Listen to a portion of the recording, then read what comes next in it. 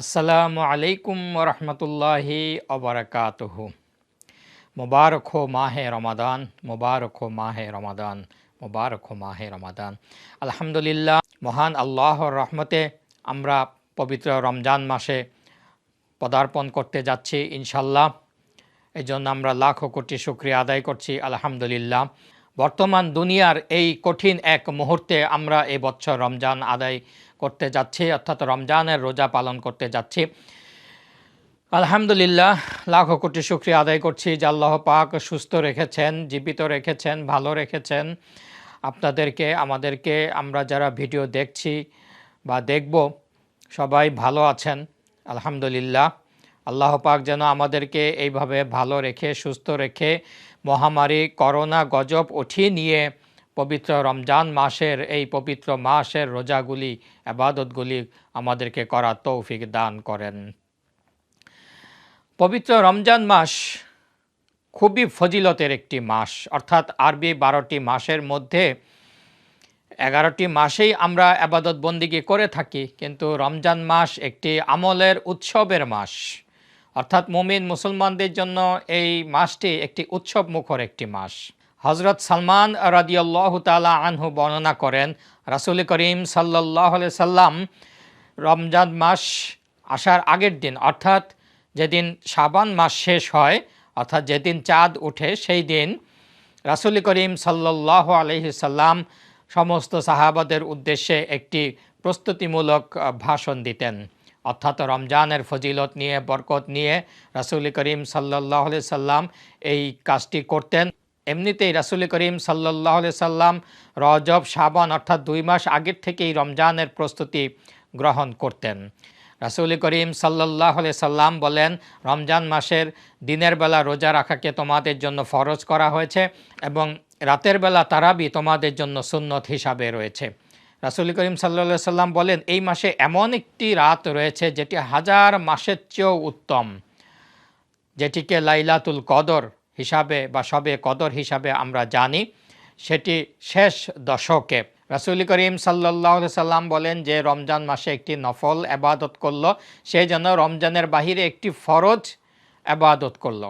অর্থাৎ কেউ যদি রমজান মাসে একটি নফল ইবাদত করে, অর্থাৎ 2 রাকাত নফল নামাজ আদায় করলো, সে যেন রমজানের বাহিরে একটি ফরজ 2 রাকাত ফরজ নামাজ আদায় করলো, সেই পরিমাণ সওয়াব তার আমলনামায় দেওয়া হবে। কেউ যদি একটি ফরজ ইবাদত করে, তাহলে তার আমলনামায় 70টি ফরজ ইবাদতের সমান সওয়াব দেওয়া হবে আলহামদুলিল্লাহ। রাসূল করিম সাল্লাল্লাহু আলাইহি সাল্লাম বলছেন, রমজান মাস হচ্ছে সহানুভূতির মাস। এই মাসে তোমরা বেশি বেশি করে দান সদকা করবে। এবং আরও একটি খুশনসিবের ব্যাপার হলো, যে ব্যক্তি একজন রোজাদারকে ইফতারি করালো, সে ওই রোজাদার ব্যক্তির সমপরিমাণ সওয়াব তার আমলনামায় লিখিত হবে। অর্থাৎ আমি যদি কাউকে ইফতারি করাই, তাহলে ওই ব্যক্তিটি রোজা রেখে যেই সওয়াব অর্জন করলো, আমি জাস্ট ইফতারি করার বিনিময়ে আমি সেই সওয়াবটুকু অর্জন করলাম আলহামদুলিল্লাহ। তখন সাহাবা রাদিয়াল্লাহু তাআলা আনহুগণ জিজ্ঞাসা করলেন, ইয়া রাসূলুল্লাহ, আমাদের তো অনেকেরই এরকম সাধ্য নেই যে আমরা পেট পুরে ইফতারি করাবো। রাসূল করিম সাল্লাল্লাহু আলাইহি সাল্লাম বলেন, পেট পুরে ইফতারি করার প্রয়োজন হবে না। তুমি যদি পারো একটি খেজুর দিয়ে, 1 গ্লাস পানি দিয়ে একটি লোকের ইফতারি করাও, তাহলেও তোমরা সেই সম পরিমাণ সওয়াবের অধিকারী হবে। রাসূল করিম সাল্লাল্লাহু আলাইহি সাল্লাম আরও বলেন যে ব্যক্তি তার অধীনস্থ লোকদের, অর্থাৎ আমাদের অনেকেরই ব্যবসা প্রতিষ্ঠানের বিভিন্ন কর্মচারী রয়েছে বা বাসাবাড়িতে বিভিন্ন স্টাফ রয়েছে, কর্মচারী রয়েছে, রমজান উপলক্ষে যদি আমরা তাদের কাজকে হালকা করে দেই, তাহলে আমাদের জীবনে সমস্ত গুনাহ খাতা আল্লাহ মাফ করে দিবেন। এরকম অসংখ্য ফজিলতের কথা বলা যায় এই রমজান মাসকে ঘিরে। রাসূল করিম সাল্লাল্লাহু আলাইহি সাল্লাম বলেছেন, তোমরা রমজান মাসে 4টি কাজ অবশ্যই বেশি বেশি করে করবে। তার মধ্যে প্রথমত হলো, তোমরা বেশি বেশি করে কলেমা পড়বে এবং বেশি বেশি করে আস্তাগফিরুল্লাহ এটি পড়বে। এরপর তোমরা জাহান্নাম থেকে মুক্তি চাবে এবং এরপরে জান্নাত লাভের জন্য আল্লাহ পাকের কাছে বারবার বলতে থাকবে। অর্থাৎ আমি আবারও বলছি, 4টি কাজ। প্রথমত আপনারা কলেমা বেশি বেশি পড়বেন, আস্তাগফিরুল্লাহ এটি বেশি বেশি পড়বেন, জাহান্নাম থেকে মুক্তির দোয়া চাইবেন এবং জান্নাত যেন অর্জন করতে পারি, যেতে পারি, সেই দোয়াটি করবেন। আমার গত পর্বে যে তারাবির ভিডিও রয়েছে সেখানে অনেকেই অনেক কমেন্টে অনেক প্রশ্ন করেছেন বা আমাকে অনেকেই মেসেজ দিয়ে বিভিন্ন প্রশ্ন করেছেন, জানতে চেয়েছেন যে আমরা কিভাবে তারাবি নামাজ আদায় করব। অর্থাৎ এটি বেশিরভাগ আমরা সবাই জানি কিভাবে তারাবি আদায় করব, তারপরেও অনেকেরই এখন একটি শঙ্কা বা একটু দ্বিধা দ্বন্দ্বে পড়ে গেছেন যে লকডাউন বা করোনার জন্য যে হোম কোয়ারেন্টাইন যাই বলি না কেন, আমরা স্বাভাবিক অবস্থায় নেই এই বছর। এই কারণেই অনেক প্রশ্ন আসতেছে যে এই লকডাউনের ভিতরে আমরা কিভাবে তারাবি নামাজটি আদায় করব। আমরা তো যথারীতি 5 ওয়াক্ত নামাজ যেভাবে আদায় করছি সেভাবে আদায় করে যাবেন। আর তারাবি প্রথমত আমি এইটি বলে নিতে চাই, বাংলাদেশ সরকার, আমি শুধু বাংলাদেশের জন্য বলছি, আর অন্যান্য দেশেও যেরকম আপনাদেরকে নির্দেশনা দেওয়া থাকবে সরকারিভাবে, আপনারা সেই নির্দেশনাটি মান্য করেই ঘরেই আপনারা তারাবি আদায় করবেন। বেসিক্যালি তারাবিটি আদায় করা সুন্নতে মুআক্কাদা, আর মসজিদে গিয়ে আদায় করা এটি অতিরিক্ত আরেকটি সুন্নত। অনেকেই হুতাশ আমরা করছি, স্বাভাবিক, আমরা এত দিনের চেনা জানা, আমরা 20 বছর 30 বছর 40 বছর 60 বছর 70 বছর অনেকেই মসজিদে গিয়ে আনন্দের সাথে তারাবি পড়ছি, কিন্তু অত্যন্ত দুঃখের বিষয় আমরা এই বছর সেই সুযোগটি পাচ্ছি না। তো আমি বাংলাদেশ সরকারের যেই নিয়মটি তারাবি উপলক্ষে আমি সেটি আগে প্রথমত উল্লেখ করছি। 12 জন থাকবেন, অর্থাৎ 2 জন হাফেজ এবং 10 জন ইমাম মুয়াজ্জিন বা মুসল্লি যাই বলি না কেন, 10 জন সহ স্বাস্থ্যবিধি মেনে ফাঁকা ফাঁকা হয়ে আপনারা এই তারাবিতে অংশগ্রহণ করবেন। আর এই তারাবিতে অংশগ্রহণ করাটি এটি সুন্নতে কেফায়া, অর্থাৎ এই যে 10-12 জন মুসল্লি এলাকাবাসীর পক্ষ থেকে মসজিদে গিয়ে আদায় করছে, সেহেতু এই সুন্নতে কেফায়া এটি আদায় হয়ে যাবে। আর বাকি আমরা যারা লক্ষ লক্ষ মুসলিম রয়েছে তারা ইনশাল্লাহ ঘরেই আদায় করব। ঘরে আপনি ইফতারি করে বিশ্রাম নিয়ে এশার নামাজ আজান হলে আপনারা ইচ্ছা করলে আজানের সাথে সাথেও পড়তে পারেন, অথবা দেরি করেও পড়তে পারেন। কেউ যদি ইচ্ছা করেন যে আমি রাত্র 9টা 10টা 11টা 12টা পর্যন্ত পড়ব, এখানে যেহেতু সময়ের প্রশ্নটা আসছে আমি বলে নেই, আমরা সাধারণত অনেকেই জানি ভুলবশত যে এশার নামাজের ওয়াক্ত 12টা পর্যন্ত। অনেকেই বলে থাকেন 12টা বেজে গেছে, এশার আর ওয়াক্ত নেই। না, এই কথাটি সম্পূর্ণ ভুল। 5টা বাজে সূর্য ডুবলেও আপনি বলছেন 12টায় ওয়াক্ত নাই, আবার 7টা বাজে ডুবলেও বলছে যে 12টায় ওয়াক্ত নেই। না, কথাটি সম্পূর্ণ ভুল। এশার ওয়াক্ত থাকে সুবে সাদিকের আগ পর্যন্ত, অর্থাৎ যতক্ষণ সেহরির টাইম থাকবে ততক্ষণই কিন্তু এশারও টাইম, ততক্ষণ পর্যন্ত তাহাজ্জুদের টাইম। অনেকেই প্রশ্ন করেছেন ভাই তাহাজ্জুদ কতক্ষণ সময় থাকে। তাহাজ্জুদ, সেহরি, তারাবি, এশা সবগুলি ফজরের আগ পর্যন্ত, যেটাকে আমরা সুবে সাতেকের টাইম বলে থাকি। আপনারা যদি বিভিন্ন ক্যালেন্ডারে বা মোবাইল অ্যাপসে দেখে থাকেন যে ফজর শুরু তার আগ পর্যন্ত আমাদের সাহারি টাইম, তাহাজ্জুদের টাইম, এশার টাইম, তারাবির টাইম। হ্যাঁ, এখন প্রশ্ন হলো আমি কি রাত 3টা বাজে 4টা বাজে আমি এশার নামাজ পড়ব কি না? হ্যাঁ, ওয়াক্ত থাকে, কিন্তু পারতপক্ষে উত্তম সময় হলো রাত্রের দ্বিপ্রহরের, অর্থাৎ রাতের অর্ধাংশের আগের আমরা নামাজটি পড়ার চেষ্টা করব। অর্থাৎ প্রথম রাত যেটা আমরা বলি, অর্থাৎ রাতটিকে যদি আমরা 2 ভাগ করে নেই, অর্থাৎ বলতে গেলে আমরা 11টা, সাড়ে 11টা, 12টার আগেই আমরা এই তারাবি নামাজটি আদায় করে নিব, অর্থাৎ এশার নামাজ আদায় করব। এখন আমি সংক্ষিপ্তভাবে তারাবির নিয়মটি বলে দিচ্ছি, অনেকেই জানতে চেয়েছেন। প্রথমেই আপনারা যখনই পড়েন ঘরে নিজে নিজে একাকী, অথবা ঘরে আপনারা ইচ্ছা করলে পারিবারিকভাবেও জামাত করতে পারেন। যিনি মুরব্বী পুরুষ থাকবেন তিনি ইমাম হবেন, তার পিছনে ছেলেরা থাকবে, তার পিছনে মেয়ে এবং তার স্ত্রীরা থাকবে। অর্থাৎ প্রথমে ইমাম সাহেব পুরুষ, তারপরে যদি ছেলে না থাকে, কোনো পুরুষ মুসল্লি না থাকে, তাহলে দ্বিতীয় কাতারেই মহিলা, মেয়ে মা, মেয়ে, স্ত্রী ওনারা দাঁড়াতে পারবে। আর যদি পুরুষ থাকে তাহলে দ্বিতীয় কাতারে পুরুষ, তারপরে তৃতীয় কাতারে মহিলা, এভাবে আপনারা দাঁড়াবেন। কোনো অবস্থাতেই বাবার পাশে মেয়ে বা স্বামীর পাশে স্ত্রী বা ছেলের পাশে মা, এরকম আমার ডানে বামে অর্থাৎ পুরুষ ইমামের ডানে বামে কোনো মহিলা দাঁড়াতে পারবে না। এটি নামাজের ইনশাল্লাহ আমি এই বিষয়ে আরেকটি বিস্তারিত ভিডিও দিব ইনশাল্লাহ। এখন তারাবির নিয়মটা আমি সংক্ষিপ্তভাবে বলে দিচ্ছি।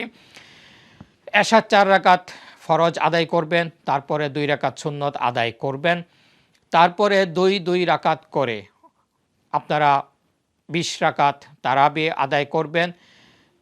এই 20 রাকাত পড়বেন নাকি 10 রাকাত পড়বেন নাকি 8 রাকাত পড়বেন, এই নিয়ে আমার বিস্তারিত আরেকটি ভিডিও রয়েছে, যেটি আপনারা ডেসক্রিপশনে অথবা আই বাটনে আপনারা এটি পাবেন, অথবা আমার এই ভিডিওর শেষে লিঙ্কে পাবেন, এন্ড স্ক্রিনে আপনারা সেটি পাবেন, সেটি বিস্তারিত জেনে নেবেন। দয়া করে এই কমেন্টে কেউ 8 রাকাত তারাবি নিয়ে কোনো বিতর্ক করবেন না, এটি অযথা একটি বিতর্ক। এইগুলি বহু আগেই সমাধান হয়ে আছে যে আপনি তারাবি 20 রাকাত পড়বেন নাকি 8 রাকাত পড়বেন। অযথা আপনারা এগুলি কমেন্ট করে মানুষের সময় নষ্ট করবেন না। তো যেটি বলছিলাম, আপনারা 2 রাকাত করে তারাবি পড়বেন। এখন সূরা কি পড়বেন? যদি আপনি হাফেজে কোরআন হন তাহলে তো বলার অপেক্ষাই রাখেন, আপনি কি সূরা পড়বেন। খতমে তারাবিতে যেভাবে পড়েন সেভাবেই পড়ে যাবেন, প্রতি পৃষ্ঠায় 1 রাকাতে প্রতি পৃষ্ঠা, এরকম করে হাফেজ সাহেবগণ পড়ে যান।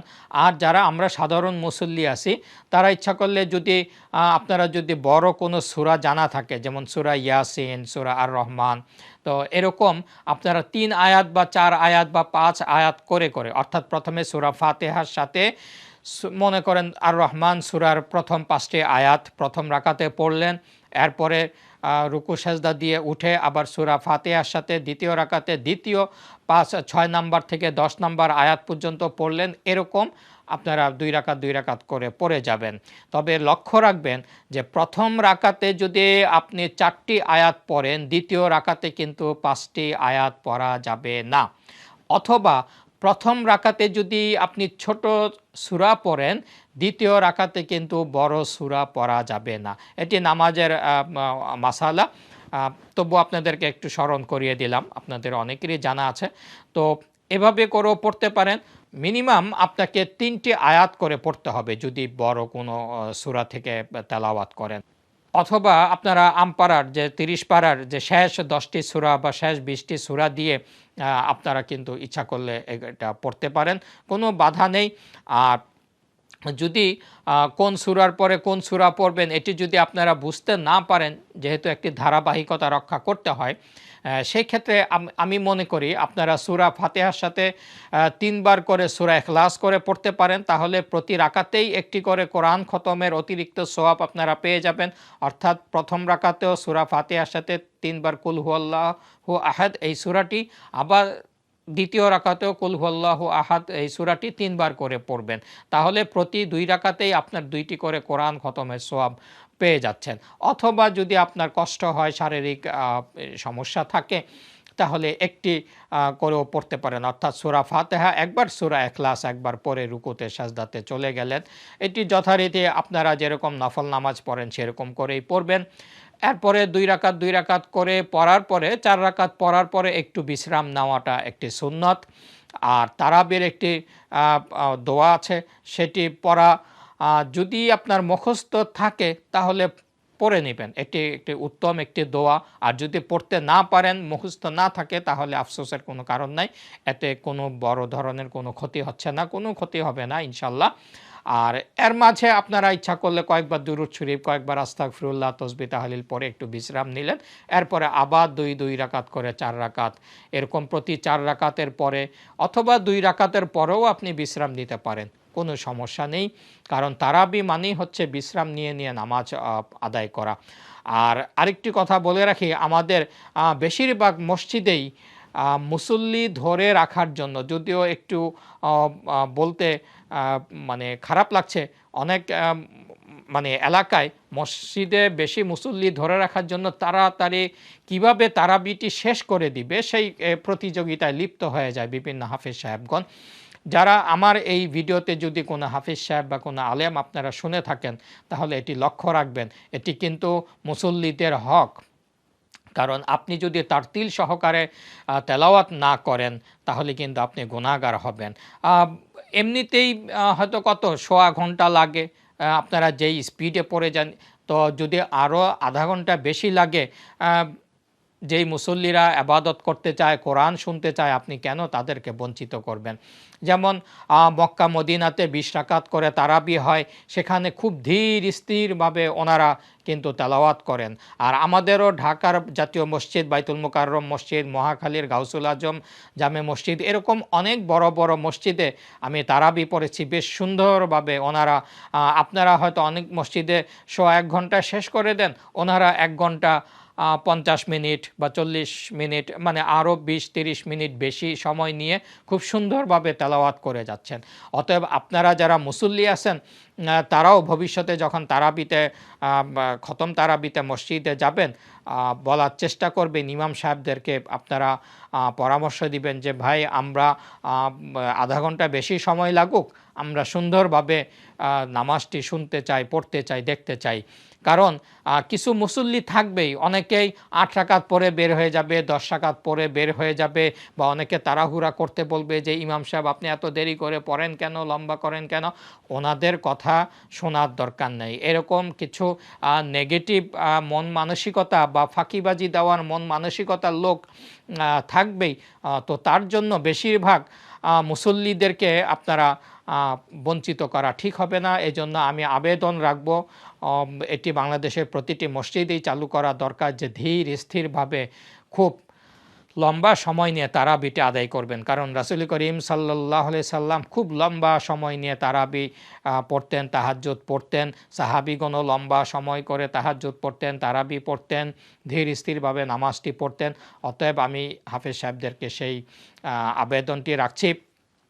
এখন আমি আবার সেই তারাবির কথাতে ফিরে আসি।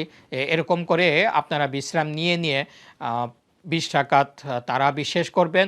আর মাঝখানে ইচ্ছা করলে আপনি প্রতি 4 রাকাতের পরেও ইচ্ছা করলে সংক্ষিপ্ত একটি মোনাজাত দিতে পারেন, অথবা নাও দিতে পারেন, কোনো ক্ষতি নাই। তবে শেষ করে একটি মোনাজাত দিবেন, যেহেতু নামাজের পরে আল্লাহ পাক মোনাজাত কবুল করেন। 2 হাত তুলে আল্লাহর কাছে মোনাজাত করবেন উত্তমভাবে। আর বিশেষ করে এই যে তারাবি বলেন, সাহরি বলেন, অর্থাৎ প্রতি ওয়াক্ত নামাজের পরে ইফতারির আগ মুহূর্তে, আমি আগের ভিডিওতেও বলেছি, ইফতারির আগ মুহূর্তে আপনারা বেশি বেশি করে দোয়া করবেন। ওই মুহূর্তে দোয়া কবুলের উত্তম একটি সময়। ওই মুহূর্তে আল্লাহ পাক দোয়া ফিরিয়ে দিতে লজ্জা বোধ করেন ইফতারির আগ মুহূর্তে। তো এখন এই দোয়াই কিন্তু আমাদের একমাত্র ভরসা এই করোনা ভাইরাস থেকে, এই কোভিড-19 গজব থেকে বিশ্ববাসীকে মুক্তি দিতে। কারণ এখন পর্যন্ত এটির কিন্তু কোনো বৈজ্ঞানিক প্রতিষেধক আবিষ্কার হয়নি। আমি মনে করি একমাত্র আল্লাহর নিয়ম কানুন মেনে চললে, পরিষ্কার পরিচ্ছন্নতা থাকলে, স্বাস্থ্যবিধি মেনে চললে, এরপরে আল্লাহর রহমত কামনা করে যদি আমরা কান্নাকাটি করতে পারি, দোয়া করতে পারি, ইনশাল্লাহ এই করোনা মহামারী এই পৃথিবী থেকে বিদায় নিয়ে আমরা আবার সেই সুন্দর পৃথিবীটি আমরা ফিরে পাবো ইনশাআল্লাহ। তো দর্শক মণ্ডলী, আজকে আমি এই তারাবির নিয়মটি এতক্ষণ বললাম। তারপরে আপনারা 3 রাকাত সেই বেতের কিন্তু অনেক পড়া হয় নাই, তো বেতেরটি পড়ে নেবেন। এখানে আমি আরেকটি বলে রাখি, অনেকেই হয়তো প্রশ্ন করতে পারেন যে ইচ্ছা করলে আপনি এশার 4 রাকাত ফরজ, 2 রাকাত সুন্নত, 3 রাকাত বেতের পরেও কিন্তু আপনি তারাবি আদায় করতে পারেন, কোনো ক্ষতি নাই। তবে সাধারণত আমরা যেটি করি, এক নাগারে তারাবি পড়ে তারপরে বেতেরটি আমরা আদায় করে এশা এবং তারাবি আমরা শেষ করে দেই। তো দর্শক মণ্ডলী, আমি এতক্ষণ বলার চেষ্টা করেছি গত পর্বের কমেন্টের আলোকে। অনেকেরই অনেক প্রশ্ন থাকবে এবং থাকা উচিত। আমি মনে করি আপনারা এই কমেন্টে যত রকম প্রশ্ন আছে সবগুলি প্রশ্ন করার চেষ্টা করবেন। ইনশাল্লাহ আমি আবার কয়েকদিনের মধ্যেই রোজার নিয়ম কানুন বা রোজা কি করলে রোজা ভঙ্গ হয়, কি করলে রোজার কাফারা হয়, কার উপরে রোজা ফরজ, এগুলি বিস্তারিত ইনশাল্লাহ আলোচনা করব। আরেকটি পর্ব থাকবে শুধু জাকাতের উপরে, আরেকটি পর্ব থাকবে ইনশাল্লাহ শুধু এতেকাফের উপরে। অতএব আপনারা রোজা, জাকাত, এতেকাফ এই সম্পর্কিত যত প্রশ্ন আছে এগুলি আমার কমেন্ট বক্সে আপনারা প্রশ্ন করুন, লিখে রাখুন, ইনশাল্লাহ আমি জবাব দেওয়ার চেষ্টা করব ইনশাআল্লাহ। আর দর্শক মণ্ডলী, আমি আপনাদেরকে আবেদন করব আমার জন্য, আমার পরিবারের জন্য এবং আপনাদের সকলের জন্য, বিশেষ করে আমার এই ইউটিউব চ্যানেলে 6 লক্ষের উপরে সাবস্ক্রাইবার, অনেক শুভাকাঙ্ক্ষী আছে। আপনাদেরই সবার, সকলের আত্মীয় স্বজন, বন্ধু বান্ধব যত মোমেন মুসলমান আছে সবার জন্য দোয়া করবেন, সারা বিশ্বের মানুষের জন্য দোয়ার আবেদন রইল। আমিন। আমি সবার কাছে আবারও দোয়ার আবেদন রেখে আজকের মতো বিদায় নিচ্ছি। আল্লাহ হাফেজ।